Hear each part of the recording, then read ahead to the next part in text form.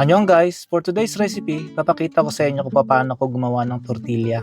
Ang sarap nito pang wrap, lalo na pang shawarma, at pati pang burrito, at kung ano-ano pa. Napakadaling gawin lang nito, kaya next time huwag na kayong bibili, gawa na lang kayo. Gagamit ako dito ng 500 grams ng flour. Pwede kayong gumamit ng all-purpose flour or bread flour. Maglalagay lang ako dito ng baking powder at saka asin, at ayan na yung ating dry ingredients. Gagamit din tayo dito ng 350 ml ng hot water. And then 75 grams ng butter. Dito ko na rin i-melt yung ating butter sa ating hot water. I-mix mo lang maigi yan hanggang sa matunaw yung butter, and then gawa na tayo ng dough. Mainit-init pa to kaya gagamit muna ako ng panghalo.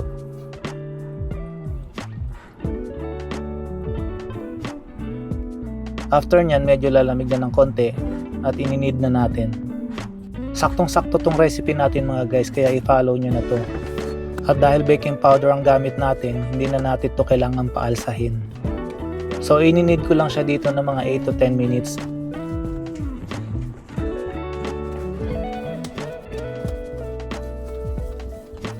After 10 minutes, ayan, elastic na siya. Nag-form na ng maganda yung gluten. Bali, proportion na natin siya ng diretso. Taga 85 grams pala yung ginawa ko dito. At pwede ninyong bawasan yan or dagdagan, depende sa laki kung anong gusto ninyo.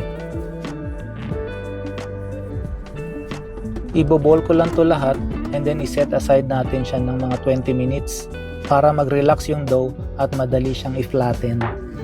So ganito lang guys, sundin nyo lang yung gagawin ko. So balik-baliktarin nyo lang habang fina-flat ninyo. So dito, hindi importante na kailangan bilog na bilog talaga yung magawa natin. Kasi wala naman talagang perfect, di ba? Pero habang ginagawa nyo to, madidiscover nyo yung tamang technique para paano siya gawing bilog na bilog. Ang importante dito is ma-flat ninyo ng manipis.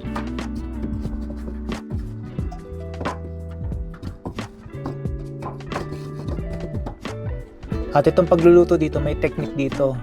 Kailangan makuha nyo kung paano to gawin ng tama. So yung pan, dapat super init nito. I-maximum ninyo yung apoy para makuha nyo yung tamang texture at tamang luto. So kung nakikita ninyo, nagbibilang ako 5 seconds. Gawin nyo lang to, i-flip nyo ng tagwa 5 seconds yung each side. Kaya ako ginagawa to para mag-puff siya, para magkaroon ng hangin sa gitna. At maging malambot yung ating tortilla. Kasi kung matatagalan yung isang side compared to other side, hindi siya magpa-puff. Ayan, di ba ganyan yung nabibili ninyong tortilla sa mga store? Ayan, achieve natin, di ba? So ganyan lang kadali gumawa guys. So gumagawa talaga ako ng marami nito at nilalagay ko lang siya sa plastic at fini-freezer ko para kapag kailangan ko na, ready na siya. Marami kayong mga dish na magagawa kapag ma-master nyo yung paggawa nito. Gaya nitong gagawin ko tong wrap o parang shawarma, ganun. So ayan guys, kung nagustuhan nyo na naman yung ating recipe for today, please like the video.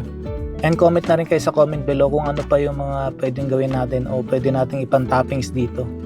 At kung gusto nyo pa ng mga cooking recipe, cooking tips, follow na lang for more. And paki-share na rin pala nitong video. Annyeong!